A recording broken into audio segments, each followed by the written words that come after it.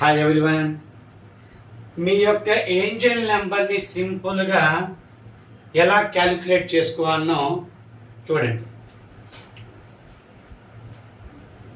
Example 1975లో పుట్టిన వారైతే example చూడండి.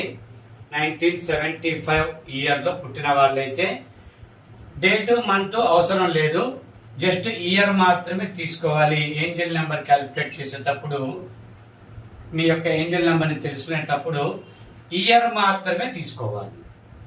తీసుకొని అన్ని డిజిట్స్ని టోటల్ చేయండి. 1 + 9 + 7 + 5 అన్ని డిజిట్స్ని కలపండి చక్కగా.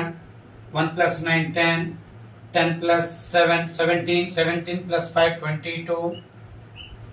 అగైన్ మళ్ళీ సింగిల్ డిజిట్ వచ్చే వరకు మళ్ళీ కలపాలి. 2 + 2 4. ఇలా తెలుసుకున్న తర్వాత మేల్స్ అయితే ఒక రూల్ ఉంటుంది, ఫీమేల్స్ అయితే ఒక రూల్ ఉంటుంది.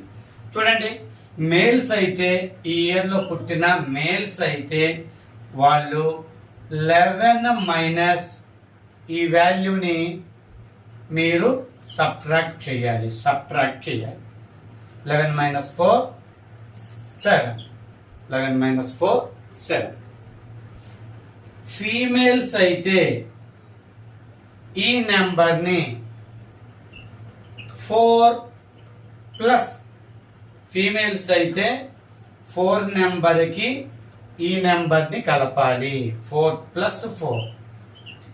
మేల్స్ అయితే 11లో నుండి ఈ నెంబర్ని సబ్ట్రాక్ట్ చేయాలి. 8. అర్థమవుతుందా? ఇక్కడ ఒకవేళ 2 ఉందనుకోండి, మేల్స్ అయితే 11 - 2 అని రాసుకోవాలి. ఫీమేల్స్ అయితే 4 + 2 అని రాసుకోవాలి. 4 + 2 అని రాసుకోవాలి.